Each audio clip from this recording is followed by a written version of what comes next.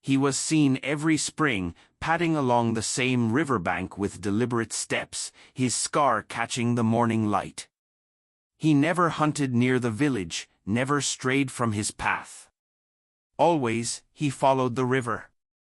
And always, at the end of his journey, the old wooden bridge came into view, broken, forgotten, yet somehow still waiting for him. The river was the forest's lifeline, weaving silver through the trees, carrying the sound of water that never ceased. For the villagers who lived near its edge, it was a source of fish, of water to drink, of stories passed down about the spirits said to live within its currents. But for the bear, the river was more than that. It was a path. He appeared at the same time each year, his form unmistakable. Large, dark-furred, scarred across one eye, he was a creature both feared and revered. Some whispered he was cursed, bound to walk the same route forever. Others said he was searching, for food, for a den, for something no human could understand. Whatever the truth, the bear never strayed from his course. He walked beside the river with unshakable purpose, step after heavy step, until the old bridge appeared through the trees. Clara, who had returned to the village only a month before, had heard the stories countless times growing up. As a child, she had pictured the bear as a phantom, half real, half shadow, moving endlessly through the forest. Now, standing at the river's edge as an adult, she found herself staring at pawprints pressed into the mud. They were fresh, deep, heavy impressions, leading north along the bank. Her pulse quickened. The stories weren't just stories. The villagers had warned her, of course. "Stay away from him," an old man muttered when she asked. "That scarred beast has madness in him. Animals don't walk like that unless something's broken inside." Others had simply shaken their heads, muttering about omens and ill luck. But Clara didn't see madness in the bear's path. She saw intention. And deep down, she felt a pull she couldn't ignore. Her childhood had been shaped by this river too. She remembered throwing stones into its current, watching them vanish beneath the ripples. She remembered her father lifting her onto his shoulders so she could glimpse the bridge in the distance, its wooden beams sagging but still standing. That bridge had been a landmark, a marker of the forest's history, abandoned when the road it once carried was replaced by stone elsewhere. To most, it was nothing more than a relic. To the bear, it was the end of a pilgrimage. Clara began to follow. The first day, she trailed him from afar, her heart pounding with every step. She saw the sway of his shoulders, the way he hugged the riverbank as though the water itself was guiding him. When he paused to drink, she crouched low among the trees, her breath caught in her chest. When he moved again, she followed, careful, deliberate, the distance between them both terrifying and comforting. By late afternoon, the trees parted enough that she saw it, the bridge. It rose from the river like a skeleton of wood, its planks warped and cracked, its beams leaning as though a strong wind could take it down. Moss clung to its edges, vines draped across its sides. It was beautiful in its decay, a reminder of something built and then forgotten. And there, at its foot, the bear stopped. He didn't cross. He never crossed, according to the stories. He only stood, gazing at it, sometimes lowering his head, sometimes pacing slowly in a circle as though remembering something the rest of the world had lost. Clara stood frozen, hidden in the brush, her breath shallow as she watched him. She felt as though she were intruding on a ritual, a sacred act that belonged only to him.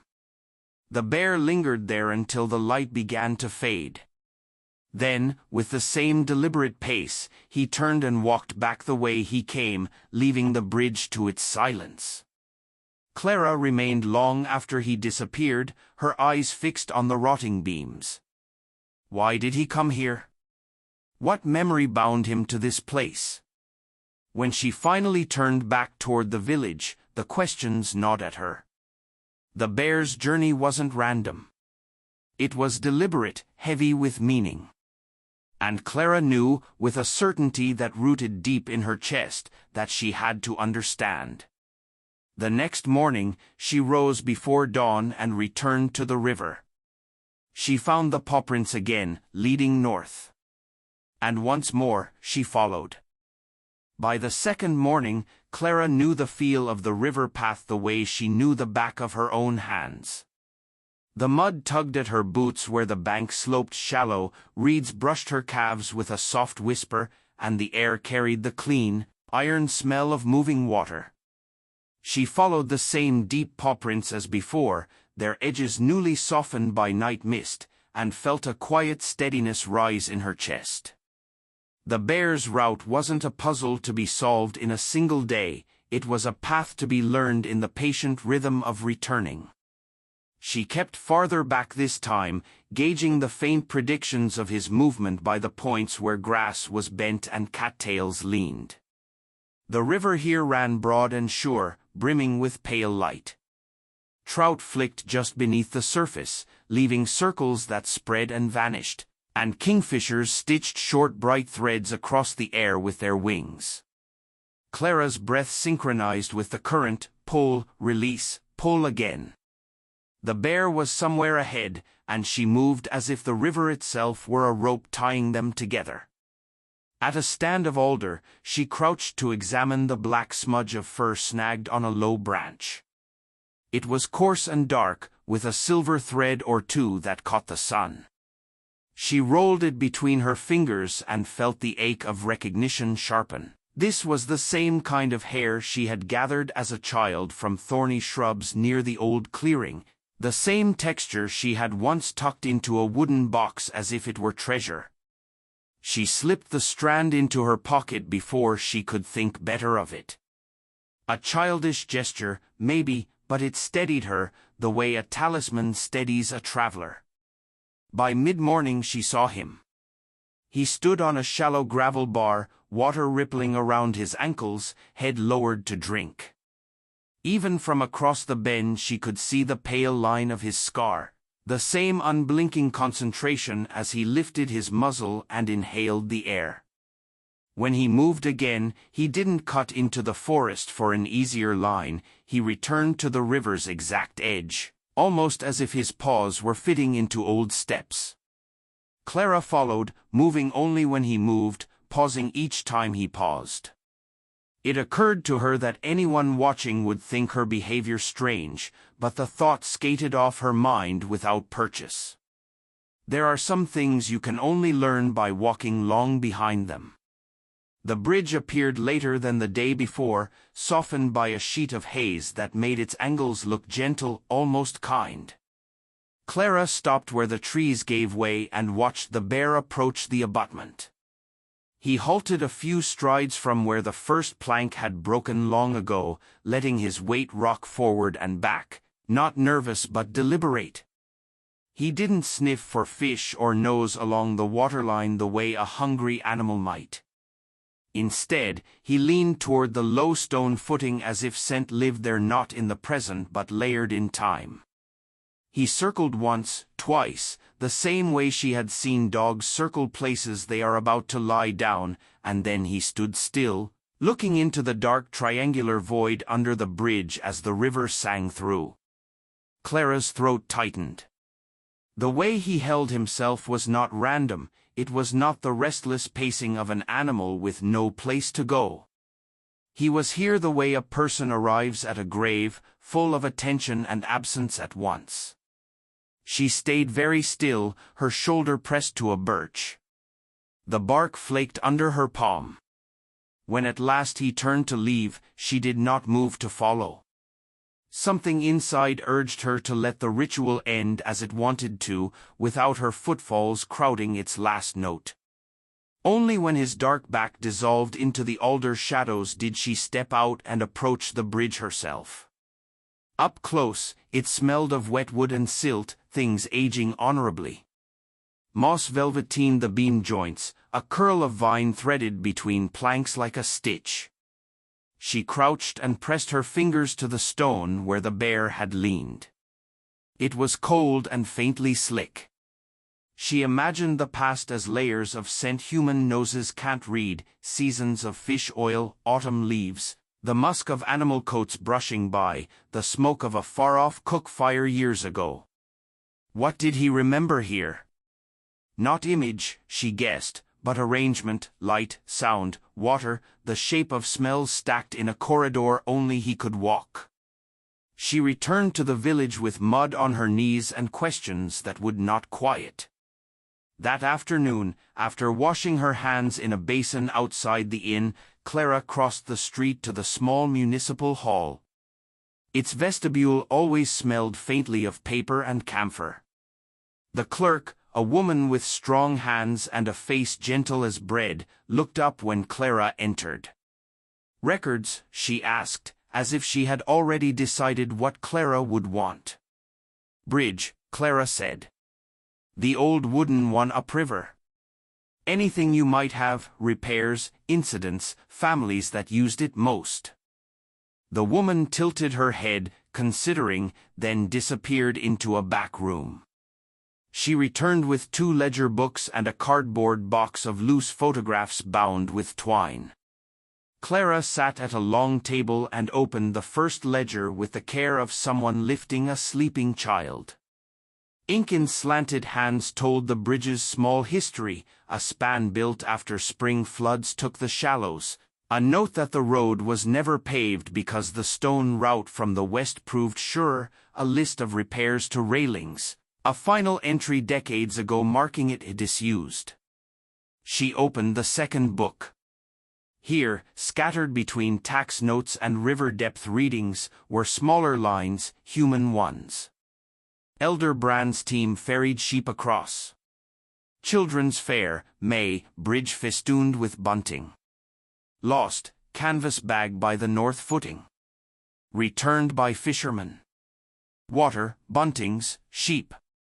The world had walked this span and then walked away. In the photographs she found the bridge unbroken, its planks neat and pale like ribs.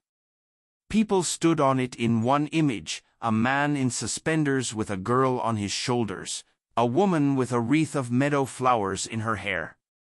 The river gleamed with that old-fashioned silver particular to early cameras. Clara leaned closer until the fibers of the paper fuzzed.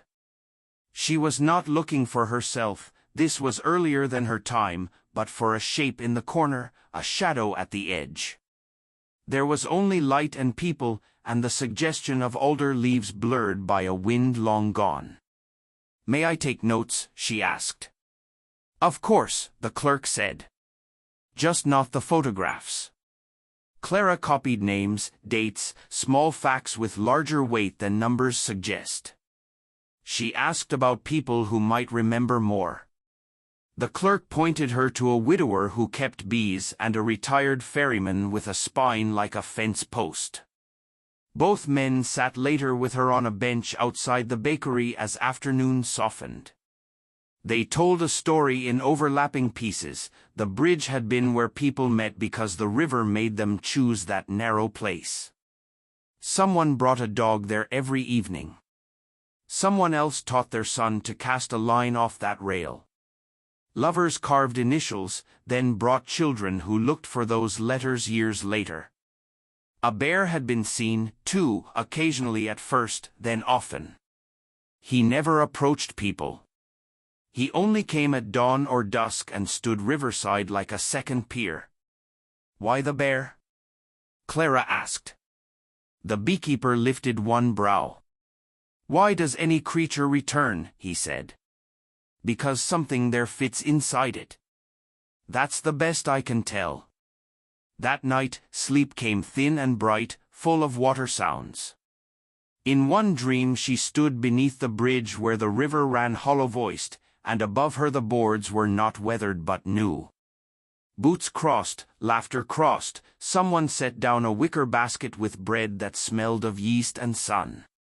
When she woke, her hand was on her pocket, where the coarse strand of hair lay like a line on a map. On the third morning she carried a small notebook and a sprig of mint wrapped in cloth. The plant grew wild along the upper bend. She remembered its scent from childhood, the way her mother would bruise the leaves between her fingertips to clear a headache. She didn't know why she wanted it now except that the river smelled clean and green and it pleased her to bring something to a place that had given so much. The bear's trail was easy to read after 2 days of practice. She matched her pace to his imagined pace, cached her presence in wind shifts, and arrived at the bridge in time to see him step from alder shade into open light. He stopped as he always did. The same turn of his head, the same patient stillness. But this time, after long minutes, he moved a little nearer and lowered his muzzle as if to put his nose to the lowest beam. His breathing fogged the cold surface. Then he raised his head and took 2 more steps, not onto the planks but along the rubble line where high water had once chewed the bank. It was the smallest variance, but it felt like a door swinging on oiled hinges. Clara, still in the trees, let the mint leaf crush between her fingertips. The scent lifted and folded into the river smell until she could not tell where one ended and the other began. Her chest eased. She didn't know yet what story the bear was carrying to this place, or what story the bridge carried back to him, but she felt her questions shift from why to how do I honor it? When he turned away at last and returned upriver, she waited again, letting the echo of his passage drain from the reeds. Then she walked to the footing and laid the mint on the stone where his breath had warmed the chill. I see you, she said quietly, to the air, to the water, to the worn wood and to the animal who had just left. I'm learning. The river answered in its only language, and for once she did not try to translate it into words. She simply listened, and in the listening found that the space inside her where the bridge fit was larger than she had known. Clara found herself returning to the river path almost without thought. It was as if her feet remembered before her mind did, carrying her along the familiar bends and rises, over the moss-slick rocks and past the tall grass that leaned toward the current. The forest seemed to know her now, or perhaps it had always known her and she was only learning how to listen. Each morning the chill bit at her skin, but she welcomed it, for the air by the river always smelled alive, a blend of silt, pine, and cold water. The bear had become her silent companion. She never walked close enough to intrude on him, but she kept him in sight, the great shadow moving with unerring certainty. He did not hunt along this path, nor did he linger to rest unless the bridge was near. He moved with a rhythm that Clara began to recognize, a steady, almost ritualistic pace, as though the river was more than a road. It was a memory, a guide. She started keeping notes in her small book, scribbling whenever she had a moment to sit.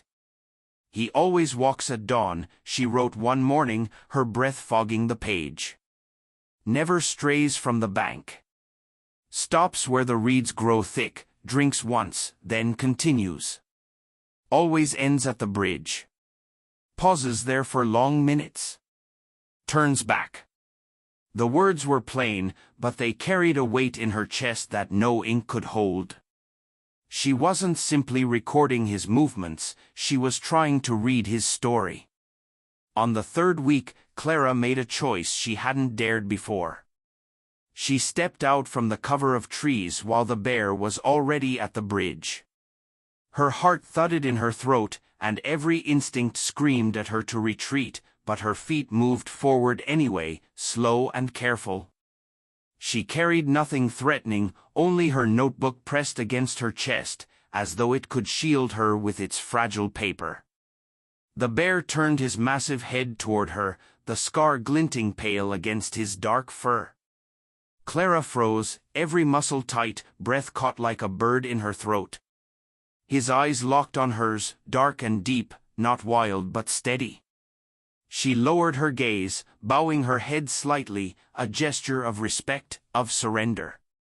Then, without a sound, she sank into the grass, folding herself into a seated position a dozen yards away from him. The river filled the silence between them. It gurgled under the bridge, slapped softly against the stone footings, whispered through the reeds. Clara dared a glance upward. The bear had not moved to attack or flee. He remained where he was, watching her, but with a stillness that felt less like threat and more like recognition. Her chest loosened fractionally.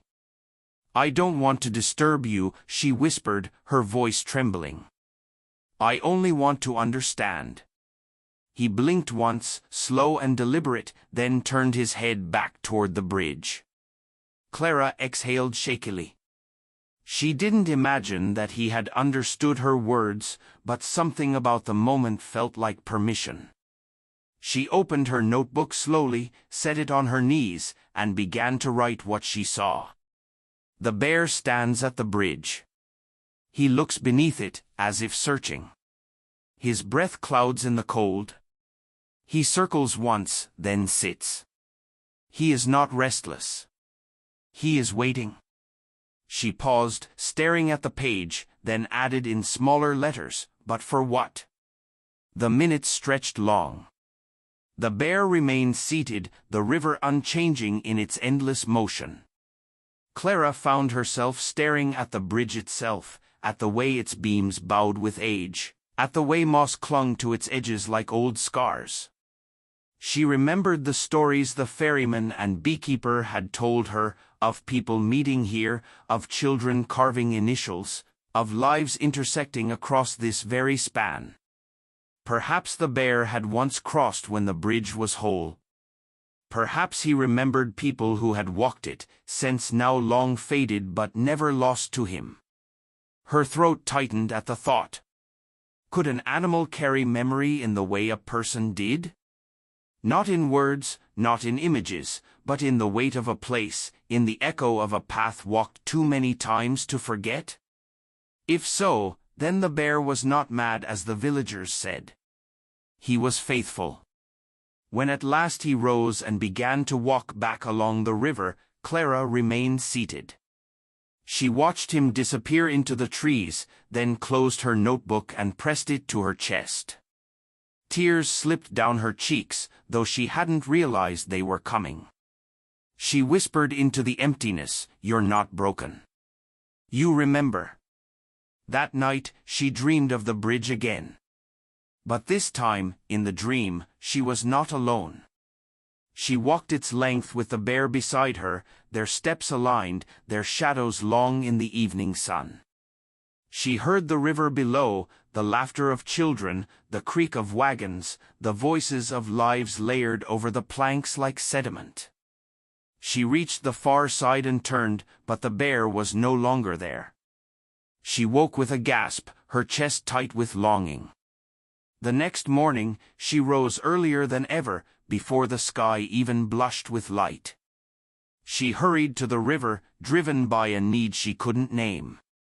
When she reached the clearing near the bridge, the bear was already there, waiting as though he had known she would come.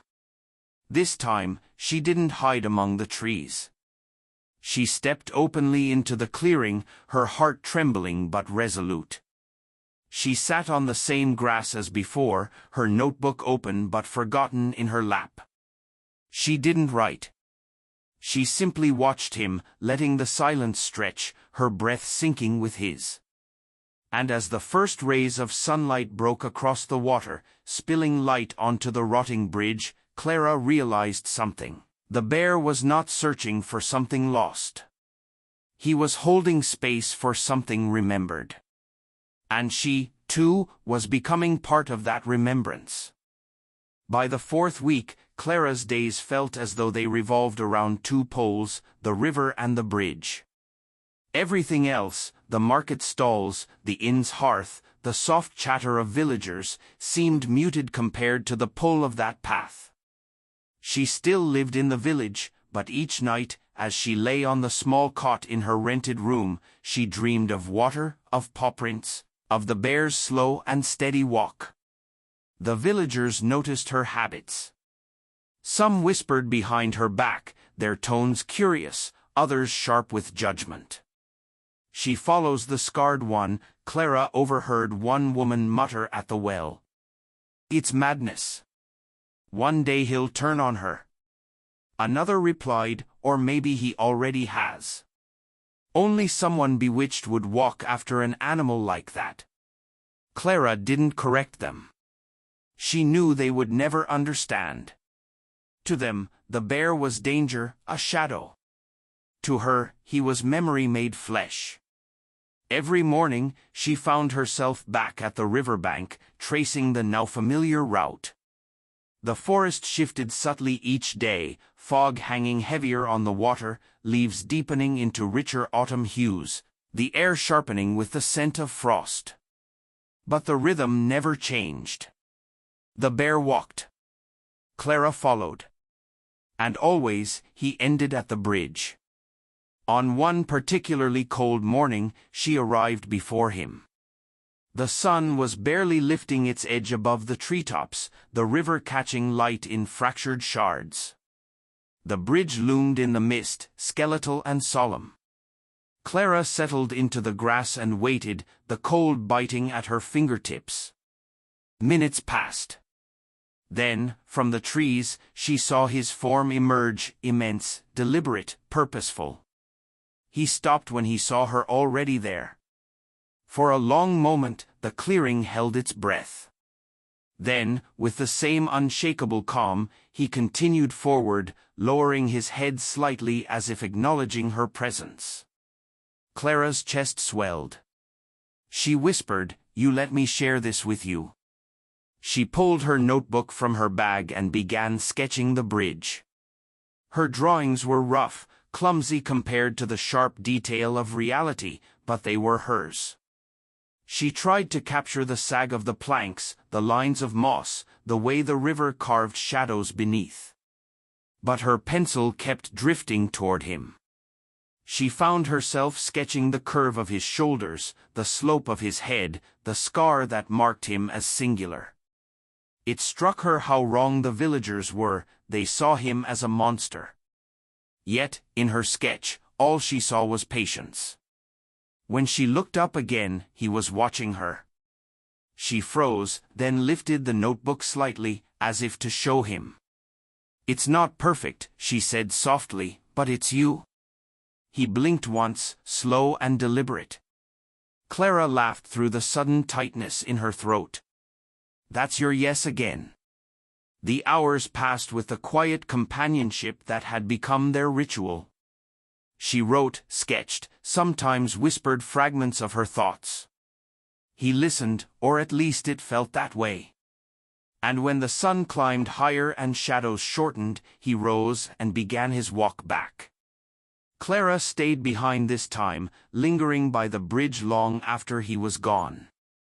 Her eyes traced the beams, the gaps, the sagging lines.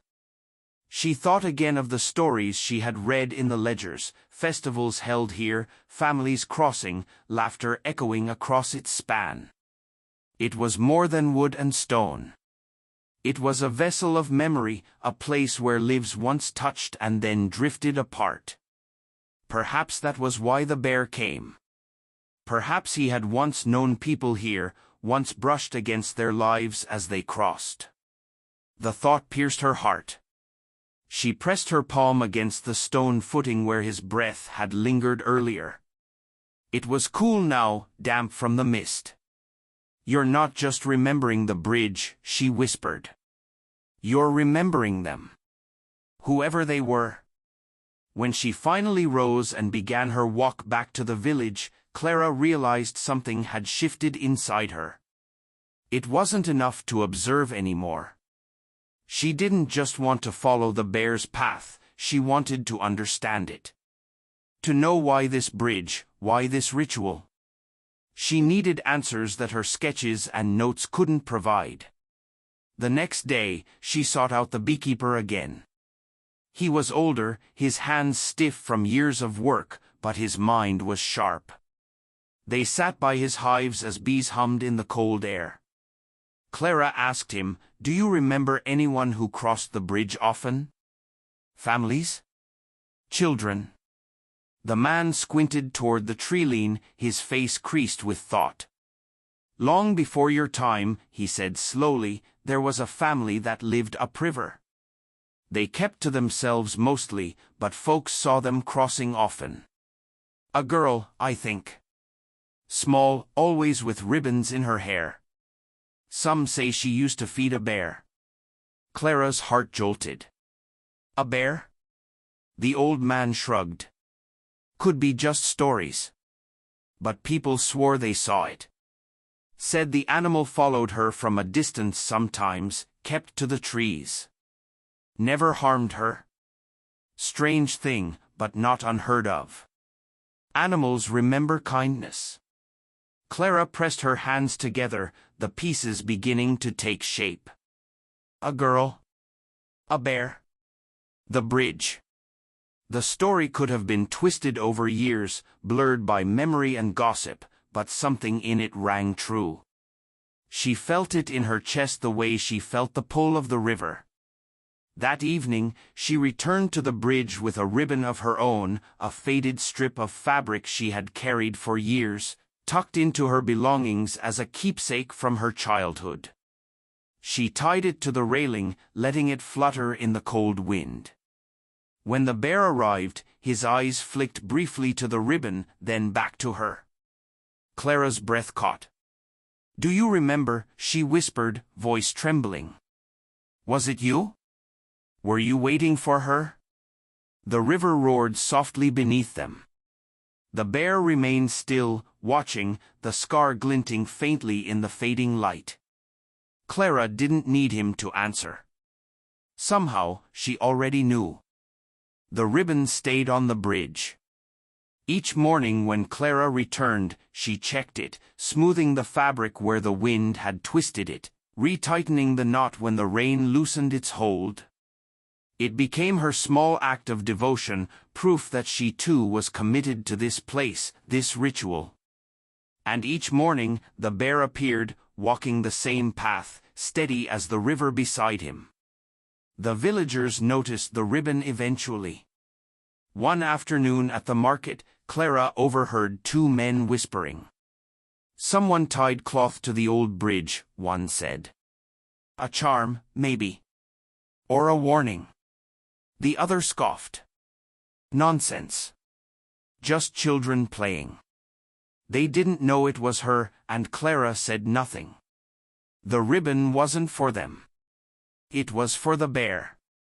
That morning, when she sat at the bridge as he approached, she noticed his gaze flick to the ribbon again. It was fleeting, a glance no different than the way he scanned the river, but Clara felt it like a thread pulling tight inside her chest. She whispered, "I know you see it. It's yours, too."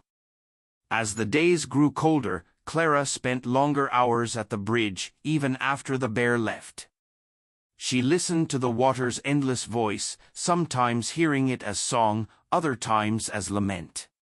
She wrote pages in her notebook, descriptions of his movements, sketches of his posture, fragments of her thoughts. Yet no matter how much she wrote, the truth of it always slipped between her words like water through her fingers. One afternoon, a storm rolled in suddenly, sweeping across the forest with heavy rain. Clara found herself caught by the river, huddled beneath the bridge as the downpour battered the planks above. The sound was deafening, a roar of water from above and below, merging into one. She shivered, clutching her coat tight, and thought of how fragile the bridge truly was. Every beam trembled under the weight of water. It wouldn't last forever. Through the curtain of rain, she saw him. The bear emerged from the trees, his fur plastered with water, his shoulders glistening. He walked the same path, slow and unyielding, until he stood at the bridge again. Clara's breath caught. He hadn't altered his ritual, not even for the storm.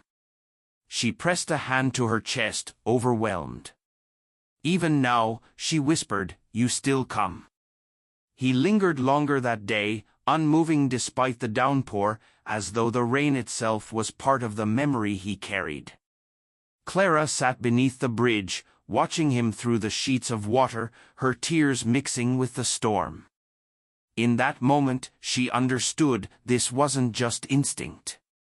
This was loyalty. The kind that outlasted storms, outlasted years. When the storm finally passed, the bear turned and walked back along the river. Clara stepped out from her shelter, soaked through, and touched the ribbon. It clung wetly to the railing, dripping. She pressed her forehead to it, whispering, "I'll wait with you. As long as it takes." The following morning, Clara sought out the ferryman again. His hands were twisted with age, his back bent, but his eyes were sharp. She asked him about the family the beekeeper had mentioned, the one who crossed the bridge often. The ferryman frowned, then nodded slowly. "Yes," he said. "I remember. They lived upriver, beyond the birches. Had a daughter. Small thing, always laughing. She used to walk along the riverbank." Clara's pulse quickened. "Did you ever see her with a bear?" The old man studied her face, his lips pressing thin. At last, he nodded. "Once. Just once. She was tossing stones into the water, and I saw a shape in the trees behind her. Big. Dark. A bear, yes. But he didn't lunge. Didn't move. Just watched. Like he was protecting her, almost." He shook his head. "Strangest thing I ever saw. I never told her parents. They wouldn't have believed me." Clara's throat tightened. The pieces clicked together, the family, the girl, the bridge, and the bear who had never stopped walking this path. She whispered, almost to herself, he was waiting for her.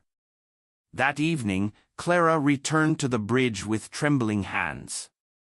She sat where the grass met the stone footing, staring at the ribbon, at the planks sagging under years of neglect. The bear appeared, as he always did, walking steady beside the river. When he reached the bridge, Clara rose to her feet, tears burning her eyes. "I know now," she whispered, her voice breaking. "You were waiting for her. For the girl with the ribbons." The bear turned his head toward her.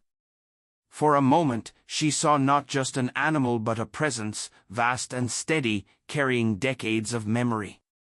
His scar glinted in the fading light, his breath a cloud in the cold air.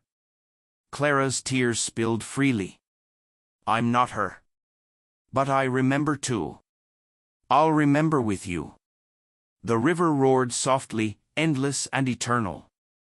The bear blinked once, slow and deliberate. Clara pressed her hand to her heart and nodded, sobbing quietly. The bridge creaked under the wind, its beams groaning as if echoing their shared grief. Clara knew it wouldn't stand much longer. But even if it fell, the memory would remain, in him, in her, in the river's song. And she vowed that as long as he walked, she would walk with him.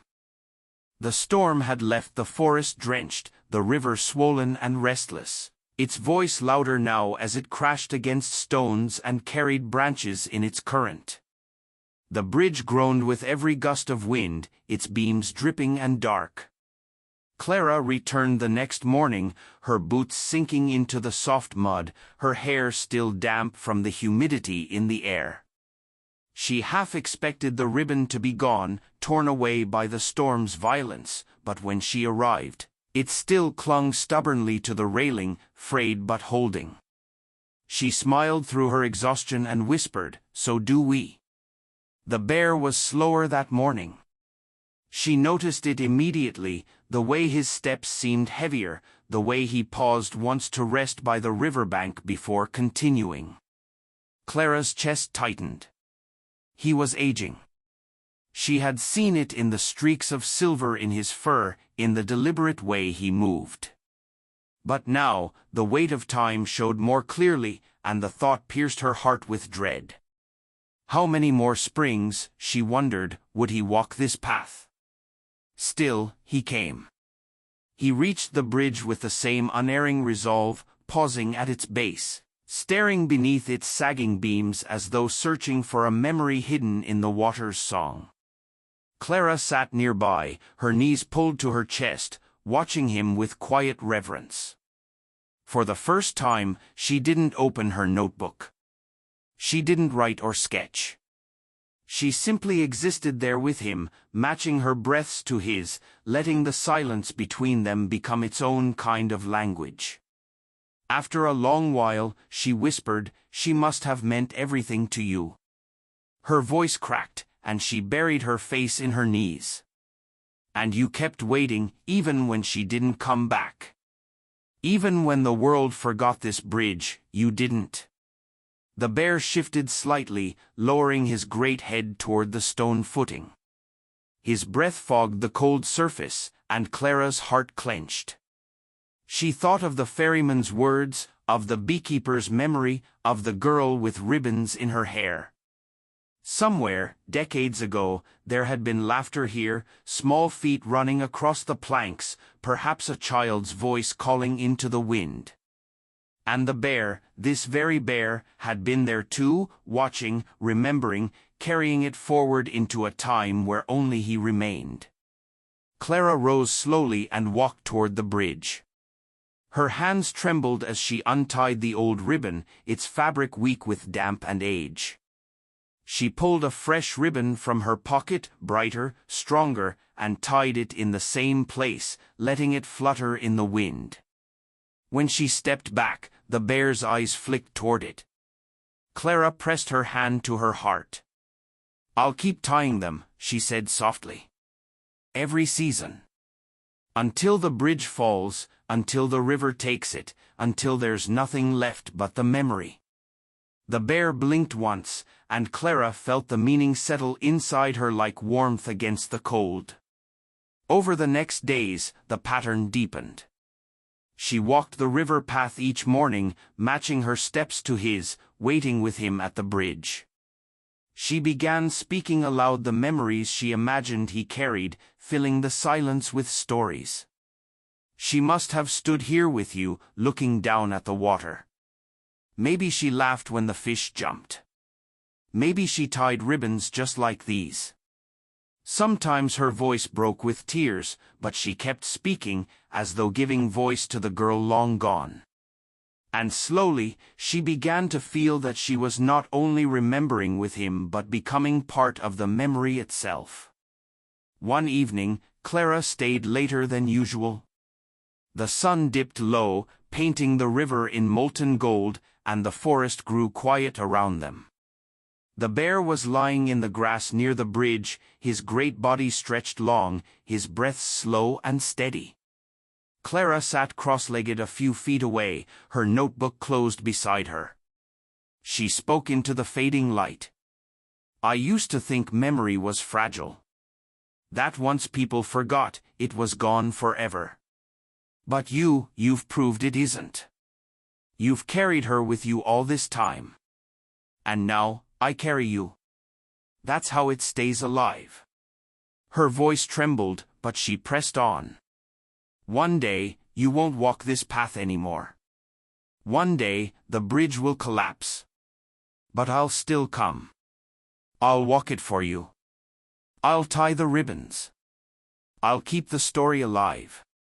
Her words caught in her throat, and tears blurred her vision. She lowered her head, shoulders shaking. The bear stirred slightly, lifting his head, watching her with that steady, unwavering gaze. For a moment, Clara thought she saw understanding there, not in the human sense, but in the depth of recognition, the acknowledgement of something shared. The river rushed on, endless and eternal, carrying branches and leaves toward a future neither of them could see. But in that clearing, beside that bridge, time felt suspended. There was only the woman and the bear, the ribbons and the river, the weight of memory held between them. When darkness finally settled, Clara rose, her body aching with the chill. She pressed her hand against the ribbon once more, whispering, "I'll see you tomorrow." The bear remained where he was, watching, until she disappeared into the trees. That night, she dreamed not of the bridge but of the river itself. She dreamed it spoke in voices, laughter, cries, whispers, the sound of footsteps, all carried in its current. And standing on the bank, she saw the bear, listening too. Together, they leaned into the water's song, as though it held everything they both had lost and everything they still remembered. When she woke, her cheeks were wet with tears, but her heart felt steady. She knew her place now. She wasn't just an observer. She was a witness, a keeper of the story. And she would not abandon it. By the time the first frost settled on the riverbank, Clara no longer felt like a visitor. The path from the village to the bridge had become her daily pilgrimage, as steady as the bear's own.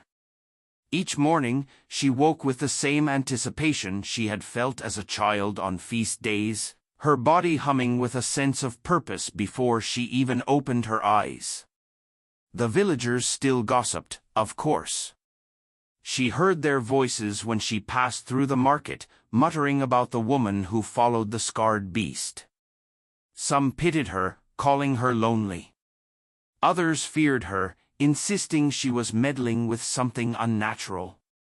But Clara didn't let their words reach her heart. They hadn't seen what she had seen. They hadn't felt the way the forest hushed when the bear stepped onto the river path, as if honoring his passage. They hadn't witnessed the way he stood before the bridge with a presence that felt like prayer. To them, he was only a beast. To Clara, he was a bearer of memory, carrying a story too old for words. That morning, the river wore a thin veil of ice along its edges, cracking faintly as the current pulled against it. Clara followed the familiar prints pressed into the frost, each paw mark heavy and sure. She found him near the bridge as always, his breath pluming in the cold air, his fur dusted with rime. He moved slower now, more deliberately, and Clara felt the ache of time in every step he took. But his resolve was unbroken. Even with age bending him, he came. Clara sat in her usual place by the stone footing, watching him. Today, she didn't bring her notebook. Today was not for recording, but for being present. She pulled her scarf tighter and whispered into the icy air, "Do you know I believe you? That I see what you've carried all these years?" The bear shifted his gaze toward her. His eyes, dark and steady, lingered, and Clara felt a warmth spread through her chest despite the cold. She lowered her head in respect, letting the silence say the rest. After a while, she rose and walked to the bridge. The ribbon she had tied days earlier fluttered stiffly in the frost, its edges stiff with ice. She reached out and touched it, her fingers stinging with cold. "You've given so much," she murmured to the bear. "Maybe it's time someone gave something back." She stepped onto the first plank. The wood creaked alarmingly under her weight, brittle with age, but it held. Clara's pulse thundered. The villagers had always warned her to stay away from the bridge, it was dangerous, ready to collapse into the river at any moment. But standing there, with the bear behind her and the ribbon fluttering at her side, she felt compelled to step forward. Just one more plank, then another. The wood groaned but didn't break. She stopped halfway, her breath fogging in front of her, and looked down. The river surged beneath her, powerful and endless, carrying fragments of branches and ice. She imagined the girl who had once crossed here, ribbons in her hair, laughter on her lips. She imagined the bear standing where he stood now, watching, remembering. Clara closed her eyes and whispered, "She was here. I know she was." When she turned back, the bear was watching her intently. His massive head tilted slightly, the scar on his face catching the pale winter light. Clara's throat tightened. "Is this what you've been waiting for? For someone to cross again?" The thought pierced her with both awe and sorrow. Perhaps the bear had not been waiting for the girl herself, but for the act of remembrance, for someone to acknowledge the bridge, to walk where she once had, to keep the memory alive. And if that was true, then Clara had just answered his waiting. She walked back slowly, each plank groaning under her boots, until she stepped onto solid earth again. Her legs trembled, but she stood tall. She pressed her hand to the ribbon once more and whispered, "You're not alone anymore. I'll carry this with you." The bear exhaled heavily, lowering his head toward the ground. It was not submission, not weariness, but something quieter, a gesture of release, of recognition. Clara felt tears sting her eyes. She sank to her knees, overwhelmed, and let the sobs come freely. The river roared beneath the bridge, the forest whispered in the cold wind, and beside her, the scarred brown bear stood like a sentinel of memory. That evening, Clara stayed until the stars began to prick the sky. She built a small fire near the footing, feeding it with twigs and dry leaves, the smoke curling upward. The bear rested nearby, his body stretched out, his eyes half closed but still watchful. Clara warmed her hands by the flames and spoke softly into the night. "You've taught me something no one else could," she said. "That memory isn't about words or stories in books. It's about being here. About showing up, again and again, even when no one else does. You waited for her, and now I'll wait with you." The fire crackled, the ribbon fluttered, and the river sang beneath the bridge. Clara felt the moment settle into her bones, unshakable and eternal. She knew she had become part of the ritual now, part of the story the bear carried. And even if the bridge one day fell into the river, the memory would endure in her, and through her, in others. The frost deepened as the night stretched on, but Clara stayed, sitting beside the bear, both of them keeping vigil by the river's edge. The night Clara first stepped onto the bridge marked a change she couldn't undo. Until then, she had been an observer, following the bear, watching him, recording his rituals.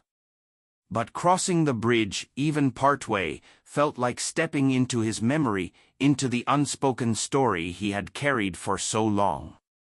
From that day forward, she no longer felt like she was merely watching him remember. She was remembering with him. The following mornings carried a different weight. The air was colder now, sharp with the bite of approaching winter, and the river's edges froze in jagged white teeth. But Clara's resolve never faltered. Each dawn she walked the path, her breath misting, her scarf pulled tight, her steps steady in the frost. And each dawn, he was there, the scarred brown bear, his shoulders silvering, his movements slower, but his purpose unshaken. On the first morning after she crossed, she approached the bridge and saw him already waiting. He stood near the ribbon, his head turned toward the planks, the river beneath them roaring low and cold. Clara walked forward until she stood a few yards away, then raised her hand in greeting. "I did it," she whispered. "I crossed. Not far, but enough." His gaze shifted toward her, steady, unreadable but full of presence. Clara smiled faintly, a tear pricking her eye. "You're not the only one who carries this anymore." She sat in her usual place by the footing, pulling her knees to her chest, and watched him. He lingered longer that day, his eyes drifting between the bridge and her, as though some balance had been restored. When he finally turned and began his slow retreat along the river, Clara remained, her heart filled with something heavy and beautiful at once. That evening, she returned to the village and spoke again with the ferryman. He listened silently as she told him she had stepped onto the bridge, her voice trembling with both pride and grief. When she finished, the old man sighed. Maybe that's what he was waiting for all along, he murmured. Not the girl herself. Just someone willing to walk where she once walked. Someone to keep the place alive. Clara held his words close. The days that followed blurred into a rhythm of ritual. Each morning, she tied new ribbons to the bridge, red, blue, green, strips of fabric she found at the market, or tore from her own clothing. Each one fluttered in the winter wind, a patchwork of color against the gray wood. For her, Clara would whisper as she tied each knot. And for you? The bear always noticed. Sometimes his gaze flicked briefly to the ribbons, other times he stood directly beneath them, his breath rising in clouds as though blessing their presence. Clara began to imagine the girl of long ago, ribbons in her hair, laughter echoing across the bridge, and she felt as though she was weaving her spirit back into the place with every strip of cloth. But time pressed against them. The bear's age was undeniable now. His steps were slower, his rests more frequent. Clara's chest ached whenever she noticed it, but she forced herself not to dwell on the end. Instead, she poured everything into the present. She stayed longer at the bridge, even into the evenings, keeping vigil with him. One night, she built another small fire at the base of the bridge. The flames danced against the frost, casting golden light across the planks and ribbons. The bear lay nearby, his massive body curled against the cold ground. Clara sat beside the fire, her hands stretched toward the warmth, and spoke softly. I used to think waiting was a weakness, she admitted. That if you waited too long for something, you were wasting your life. But now I see it's the strongest thing you can do. Waiting means you never gave up. Waiting means you believed. She paused, her voice trembling. You believed in her, even when she didn't come back. And now I believe in you. The fire cracked, sparks drifting upward into the night. The bear lifted his head slightly, his eyes glinting in the light. Clara felt tears slide down her cheeks. You've carried her memory longer than anyone else. Longer than her family, longer than the villagers, longer than time itself wanted you to. And you didn't let it fade. You made sure it stayed. She leaned forward, pressing her hand to the frozen earth. Now it's my turn. When you're gone, I'll keep it. I'll walk the river. I'll tie the ribbons. I'll make sure she's never forgotten.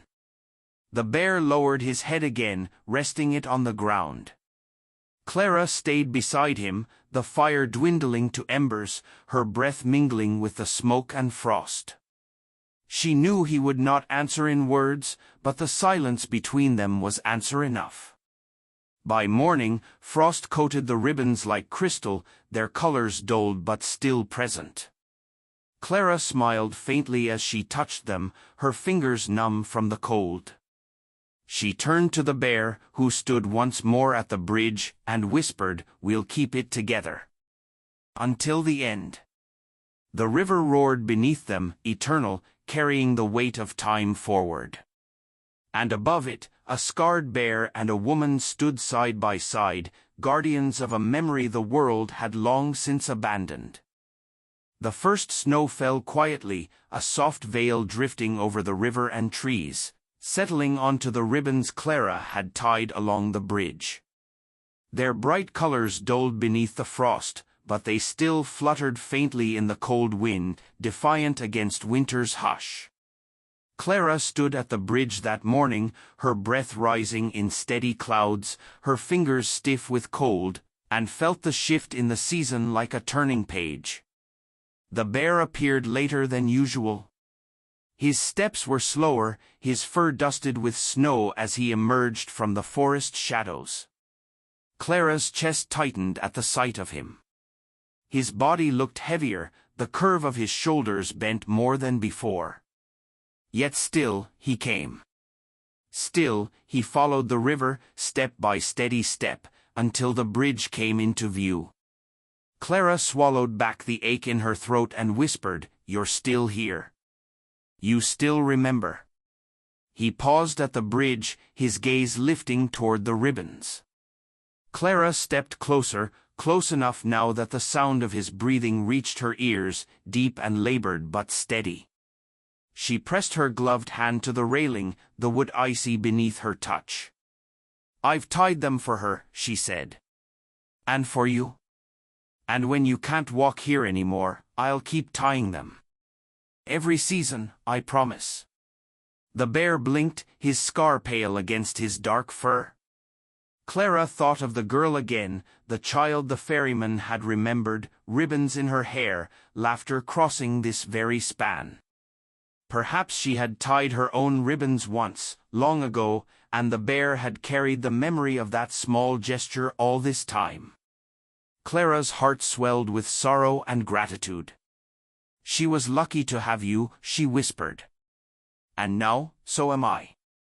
Snowflakes fell thicker now, clinging to her hair, her lashes, the fur on his massive shoulders. For a long while, they stood together in silence, guardians of a bridge that creaked and groaned under the weight of years but still held fast. As the weeks passed, Clara returned daily, even when the cold bit her skin raw, even when the snow rose high along the path. She learned the sound of the river under ice, the way it gurgled and cracked, still alive beneath its frozen shell. She learned the bear's rhythm too, slower now, sometimes pausing for longer rests, but never failing to appear. Each time he came, she was waiting, ribbons in her pack, firewood strapped to her back, determination etched in her bones. The villagers began to notice. Some shook their heads, muttering about folly. Others grew quiet when they saw her, as though sensing something sacred in her routine. A few even asked timid questions, "What do you see out there?" But Clara only smiled softly. How could she explain it? How could she make them understand that it wasn't about seeing, but about remembering? One evening, as dusk fell, Clara stayed later than usual. The forest grew blue with twilight, the snow reflecting the dim light like a mirror. She built a small fire near the bridge, its glow pushing back the shadows, and sat with her knees drawn up, her hands outstretched to the warmth. The bear lay nearby, his breath slower, heavier than before. Clara watched him, her heart aching with the knowledge pressing at her, his time was waning. She whispered into the night, her voice trembling, "You've carried her memory longer than anyone thought possible. You've kept her alive, even when the world forgot. If you have to rest soon, if you can't walk this path anymore, I want you to know you're not leaving it behind. I'll walk it for you." The bear lifted his head slightly, his dark eyes glinting in the firelight. Clara's tears spilled freely as she pressed her palm to the earth. "I'll follow the river. I'll wait at the bridge. I'll tie the ribbons. I'll remember for both of us." The fire crackled, snowflakes falling gently into its glow and sizzling to steam. The ribbons fluttered in the cold wind, bright against the night. And Clara felt something settle deep inside her, not peace, not yet, but resolve. A vow, as unshakable as the bear's ritual. When she finally rose to leave, she looked back one last time. The bear lay near the bridge, his body still, his eyes half closed but watchful. Clara whispered into the dark, "You're not alone anymore. You never will be." That night, she dreamed of the river again, but this time the dream was different. She walked its path not behind the bear but beside him. They reached the bridge together, and as they stood before it, ribbons bloomed from the planks and railings, hundreds of them, fluttering in every color of memory. The girl with ribbons in her hair appeared for a moment, laughing, then vanished into the river's song. And when Clara turned to the bear, he blinked once, slow and deliberate, before stepping into the mist and fading away. She woke with tears on her cheeks and her hands clenched tight around the ribbon she had tied the day before. Winter deepened. The river wore a heavier coat of ice now, groaning in the night as it shifted under the weight of snow. The forest stood hushed, its branches brittle and bowed, its air sharp as glass. Yet Clara's path never faltered. Each morning, she rose, wrapped herself against the cold, and followed the familiar track to the bridge. Each morning, she prayed silently that she would see him still walking, still following the river with the same steady resolve. But the bear was changing. His steps had grown slower, his body heavier. Sometimes he stopped mid-path to rest, sinking briefly into the snow before continuing. Clara's heart ached each time she saw it, knowing the toll of years pressed harder with every season. Yet still he came. And as long as he walked, she would walk with him. One morning, the snow fell thick and heavy, muffling every sound. Clara trudged along the path, her breath a cloud, her boots crunching through drifts. When she reached the bridge, she found him already there, standing solemnly before the ribbons. The colors were muted under frost, but they fluttered faintly, defying the storm. Clara stepped closer, her chest tight with emotion. "You made it," she whispered, her voice carried off by the wind. He turned his head slightly toward her. His scar caught the pale winter light, his breath pluming white. Clara walked to the railing, smoothing the ice-coated ribbons with gloved fingers. She tied another, a strip of bright red cloth she had saved for this day. It stood out sharply against the gray wood, vivid against the snow. "For her," she whispered, her throat aching. "And for you?"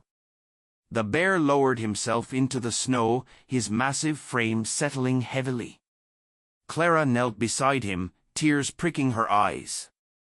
"You don't have to wait anymore," she said softly, her voice trembling. "You've done enough. You've carried her memory longer than anyone. You've given more than anyone could ask." For a long time, they stayed like that, the river groaning beneath the ice, the snow falling thick around them. Clara pressed her hand to the frozen ground, grounding herself in the moment.